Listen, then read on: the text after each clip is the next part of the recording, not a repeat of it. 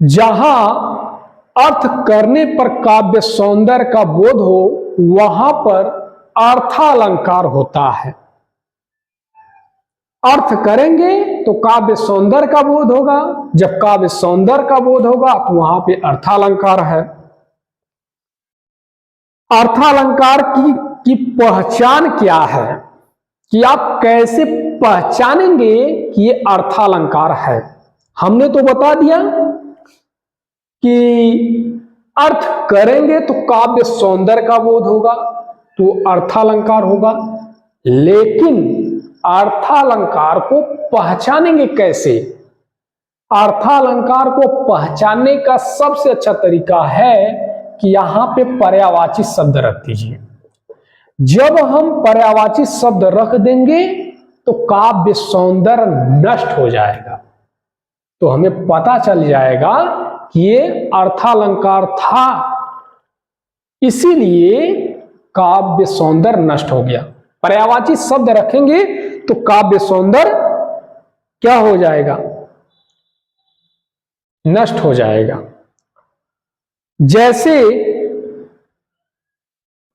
कनक कनक ते 100 गुनी मादकता ते अधिकार।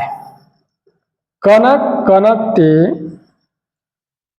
कनक कनक कनक कनक ते 100 गुनी, कनक कनक ते 100 गुनी मादकता अधिकार, मादकता अधिकार। तो कनक कनक ते 100 गुनी मादकता अधिकार। अब यहां पे कनक कनक पर्यायवाची शब्द रख दें, तो जब पर्यायवाची शब्द रख देंगे तो क्या हो जाएगा? पर्यायवाची शब्द रखते ही यमक अलंकार तो नष्ट ही हो जाएगा। क्या हो जाएगा? यमक अलंकार नष्ट ही हो जाएगा। जैसे आप कनक जो लेते हैं सोना, कनक का अर्थ क्या है? सोना, तो यहां पे भी सोना रखेंगे और यहां पे भी सोना रखेंगे, तो यानी सोना सोना ते 100 गुनी मादकता अधिकार। अलंकार में काव्य सौंदर्य बढ़ेगा? नहीं बढ़ेगा। तो कहने का मतलब है कि अर्थालंकार में यदि पर्यायवाची शब्द रखेंगे तो उसकी जो काव्य सौंदर्य है वो नष्ट हो जाएगा। जैसे कनक कनक ते 100 गुनी मादकता अधिकार। यहां पे हमने पर्यायवाची शब्द रखा तो काव्य सौंदर्य नष्ट हो गया। इसके बाद आता है अर्थालंकार के भेद। अर्थालंकार के भेद कौन कौन से हैं? तो इसमें जो है अर्थालंकार के भेद कौन कौन से आएंगे? तो जो भागीरथ मिश्र है, कौन से विद्वान? भागीरथ मिश्र, ये जो है बताते हैं कि अर्थालंकार जो है 8 प्रकार की है, 7 प्रकार की मानते हैं। भागीरथ मिश्र अर्थालंकार के कितने भेद मानते हैं? भागीरथ मिश्र जो है अर्थालंकार को 7 भागों में डिवाइड करते हैं। तो 7 भागों में डिवाइड करते हैं। कौन कौन से? साम्य सादृश्य मूलक अलंकार।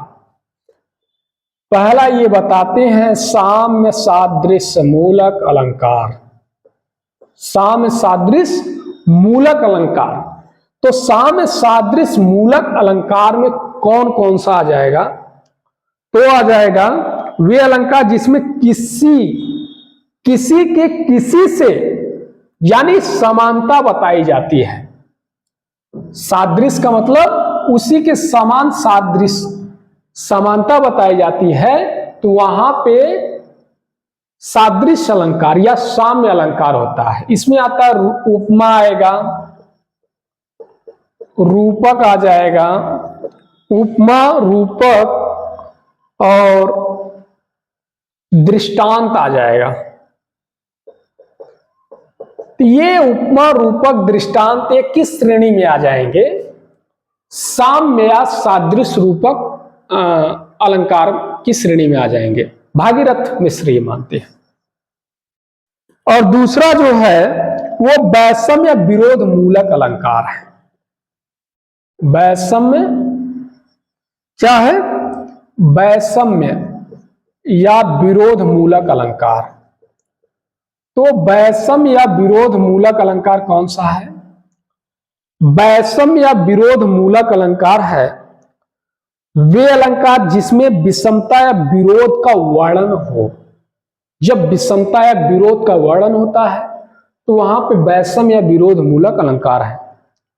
जैसे विरोधा अलंकार, विरोध अलंकार जैसे हो गया विरोध अलंकार, विरोधाभास अलंकार, विरोधाभास अलंकार हो गया, विरोधाभास अलंकार हो गया। इसके बाद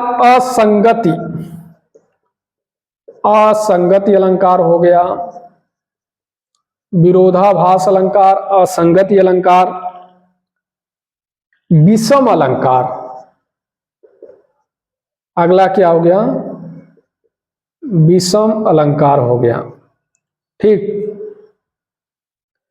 इसके बाद हम देखेंगे क्रम मूलक अलंकार। तो तीसरा हमारा जो आता है वो कौन सा आता है? तीसरा हमारा है क्रम मूलक अलंकार। क्रम मूलक अलंकार में कौन कौन से आते हैं ये हम देखेंगे कल।